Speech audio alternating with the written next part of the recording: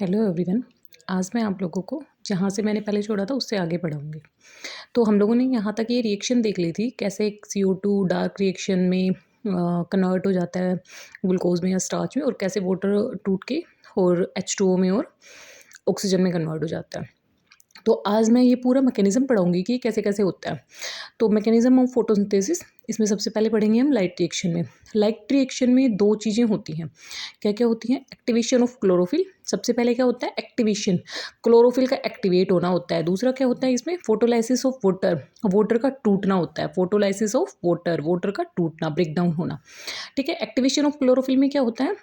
Chlorophyll का activate होता है। जैसे ही सनलाइट क्लोरोफिल के ऊपर पड़ती है तो क्लोरोफिल एक्टिवेट हो जाता है। जैसे कि आप लोग सुबह उठते नहीं हो तो जैसे आपकी मम्मी का थप्पड़ पड़ता है या डांट पड़ती है, वैसे आप उठ के फटाफट से तैयार होने लग जाते हो ना। बिल्कुल ऐसे ही जैसे ही सनलाइट क्लोरोफिल के ऊपर पड़ती है तो क्लोरोफिल एक्टिवेट हो जाता है। तो इसमें क्या होता है? In this step firstly absorb of solar energy by chlorophyll molecules take place. इसमें सबसे पहले क्या होता है? क्लोरोफिल जो होता है वो सोलर एनर्जी किस फॉर्म में आती है? लाइट एनर्जी के रूप में। तो क्लोरोफिल लाइट एनर्जी के साथ मिलके क्लोरोफिल में और कुछ एनर्जी निकलती है। वो एनर्जी फॉस्फेट के रूप में हमारे एडीपी के साथ में जुड़ जाती है। अब आप ये कहोगे कि मैम एडीपी कहाँ से आया? तो अब मैं आगे बताती हूँ आप लोगों को कि एडीपी कहाँ से आता है। एडीपी का फुल फॉर्म क्या होता है? Adenosine diphosphate. ठीक है। जब इसके साथ में एक और फॉस्फेट जुड़ जाता है तो ये एटीपी बन जाता है। डी मतलब डाई, डी मतलब दो, टी मतलब तीन, ट्राई, ट्राई मतलब तीन।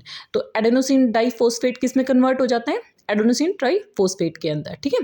अब आता है आपका फोटोलाइसिस ऑफ वाटर। अब वाटर का ब्रेकडाउन होता है during light reaction. Light energy break up water molecules in the hydrogen and oxygen. जब वाटर के ऊपर H2O के मोलिक्यूल्स के ऊपर लाइट एनर्जी पड़ती है, वैसे ही क्या होता है लाइट रिएक्शन के दौरान कि उनका वाटर के मोलिक्यूल्स का हाइड्रोजन और ऑक्सीजन में ब्रेकडाउन हो जाता है। तो H2O किसके अंदर कन्वर्ट हो गया? H+ के अंदर, और OH- या O2 के मोलिक्यूल्स के अंदर। अब ये H+ किसके साथ में जुड़ते हैं? NADP के साथ में जाके जुड़ते हैं, और NADP के साथ में जुड़ के क्या बनाते हैं? NADPH बनाते हैं। ठीक है। Light energy convert into chemical energy. ये जो है ना ATP और NADP, ये दोनों जो चीज़ें हैं ये क्या होती हैं हमारी? ये हमारी केमिकल एनर्जी है। पहले हमने लाइट एनर्जी को यूज़ किया, लाइट एनर्जी से हमने केमिकल एनर्जी निकाली। तो हमने क्या कर लिया? बेसिकली लाइट रिएक्शन के अंदर light energy convert into chemical energy in the form of ATP और NADPH। ठीक है। तो ये एक पूरी समरी मैंने बना रखी है कि हमने क्या क्या करना है लाइट रिएक्शन के अंदर। तो सबसे पहला करना है activation of chlorophyll, formation of ATP, photolysis of H2O, reduction of NADPH। ठीक है, सॉरी NADP। तो ये एक समरी होती है जो लाइट रिएक्शन के दौरान हमें करनी पड़ती है। नेक्स्ट, ये सारी चीज़ें देखो, ये है हमारा प्लास्टिड का या क्लोरोप्लास्ट का डायग्राम, जिसके अंदर कुछ इस तरह से क्या होती है? प्लेट्स लगी होती है, जिन प्लेट्स को हम कॉमन क्या बोलते हैं? ग्रेना बोलते हैं। चलो मैं इसको ना एक अलग से एक वीडियो बना के एक अच्छे से वापस से समझा देती हूँ। फिलहाल मैं आपको इस वीडियो में, क्योंकि ज़्यादा लंबी वीडियो हो जाएगी, तो मैं इसमें आपको एक डार्क रिएक्शन समझा देती हूँ। जो नेक्स्ट वीडियो डालती हूँ उसमें मैं आपको इसके बारे में बता देती हूँ कि इसमें क्या क्या होता है। ठीक है। तो डार्क रिएक्शन के दौरान क्या होता है? In this step synthesis of carbohydrate. इसमें क्या बनता है? कार्बोहाइड्रेट बनता है। भैया हम पहले पढ़ चुके हैं ना कि हमने क्या बताया था? कार्बन डाइऑक्साइड से क्या बनता है हमारा? कार्बोहाइड्रेट या फिर स्टार्च बनता है, और H2O ब्रेक डाउन होकर इसमें टूटता है। ठीक है। तो ये हमें यही बताया इसके अंदर कि इन this step synthesis of carbohydrates from carbon dioxide take place, it is not light dependent, hence is called dark reaction। इस रिएक्शन के दौरान हमें लाइट की कोई ज़रूरत नहीं होती है। जैसे हमें लाइट एनर्जी के दौरान क्लोरोफिल के एक्टिवेशन के लिए सनलाइट की ज़रूरत पड़ रही थी, सोलर एनर्जी की ज़रूरत पड़ रही थी, इसके अंदर हमें किसी तरह की कोई लाइट एनर्जी की ज़रूरत नहीं होती। During this reaction the chemical energy form during light reaction. इस डार्क रिएक्शन के दौरान हम क्या करते हैं? हमने जो लाइट रिएक्शन के दौरान ये ATP और NADPH बनाए थे, इन ATP और NADPH को अब हम डार्क रिएक्शन में यूज़ करेंगे। Is utilize for the fixation and conversion of CO2 in the simple carbohydrate. इन दोनों का यूज़ करके हम लोग क्या करते हैं?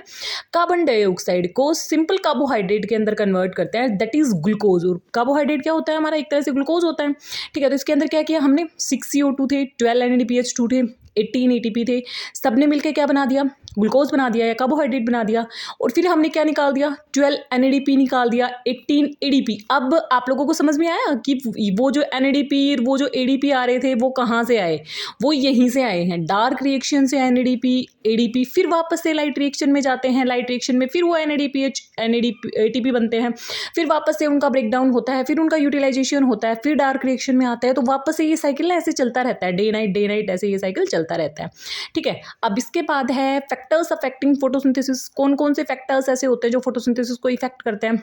तो भाई अति किसी भी चीज़ की बेकार होती है। कोई भी चीज़ हो, आप ज़्यादा खा लेते हो तो आपको अनडाइजेशन हो जाता है, अगर आप ज़्यादा सो लेते हो तो शरीर ऐसा थका थका सा लगता है। तो कोई भी चीज़ ऐसी होती है कि कोई भी चीज़ मतलब अति नहीं होनी चाहिए, ज़्यादा नहीं होनी चाहिए, लिमिट्स में ही सारी चीज़ें अच्छी होती हैं। तो इसीलिए हमें अब ये देखना है कि जैसे सनलाइट, अब जब तक प्रॉपर सनलाइट मिल रही है तब तक तो पौधे के लिए बहुत अच्छा है, वो अच्छे से अपना खाना बनाएगा, अच्छे से उसकी सारी रेगुलेशंस चलेंगे। बट जैसे ही सनलाइट ज़्यादा हो जाएगी भी, पौधा क्या होगा, जैसे जितनी सनलाइट ज़्यादा होगी वैसे ही क्या होगा, ट्रांसपिरेशन रेट बढ़ जाएगा, ट्रांसपिरेशन रेट बढ़ जाएगा, वाटर लॉस होगा, फिर धीरे धीरे क्या होगा, पौधा जल जाएगा। ये तो आप लोगों ने देखा ही होगा, गाँव के कॉमन बच्चे तो बहुत देखते होंगे इन चीज़ों को कि खेतों में फसलें भाई ज़्यादा तेज धूप की वजह से कैसे मुरझा जाती हैं, अगर तेज़ धूप में पौधे को पानी नहीं मिले तो कैसे मुरझा जाता है ना। फोटोसिंथेटिक पिगमेंट, फोटोसिंथेसिस पिगमेंट अगर ज़्यादा हो जाएंगे तो फिर क्या होगा, धीरे धीरे पौधा खत्म हो जाएगा। कार्बन डाइऑक्साइड, अगर ज़्यादा कार्बन डाइऑक्साइड हो जाएगी तो भी वो पौधे के लिए, क्योंकि हमने बोला ना कि किसी भी चीज़ के लिए ये ना तो कम होनी चाहिए, ये कम भी नहीं होनी चाहिए। ऐसा नहीं है कि भाई ये चीज़ें कम हो जाए, ये चीज़ें एक लिमिट के अंदर, थोड़ा ज़्यादा थोड़ा कम हो सकता है, बट ये नहीं कि बिल्कुल ही कम हो या बिल्कुल ही ज़्यादा हो। ठीक है, तो sunlight, photosynthesis, pigment, carbon dioxide ना तो ज़्यादा होनी चाहिए ना कम होनी चाहिए। वाटर ना तो ज़्यादा होना चाहिए ना कम होना चाहिए। हर एक फसल का ना अपनी एक स्पेसिफिक क्वांटिटी होती है वाटर की, जैसे कि चावल में ज़्यादा पानी लगता है, गेहूँ में कम लगता है, ऐसे बाजरे में और भी कम लगता है, वो अलग अलग सोइल के अंदर वो होते हैं। तो इनमें ना अपनी अलग अलग क्वांटिटी होती है। अगर हम किसी पौधे को ज़्यादा पानी देंगे और उसको नीड उतने की नहीं है तो धीरे धीरे ना उगलने लग जाएगा और ख़राब हो जाएगा।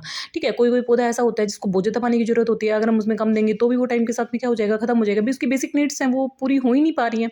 ठीक है, तो ये था आपका फोटोसिंथेसिस।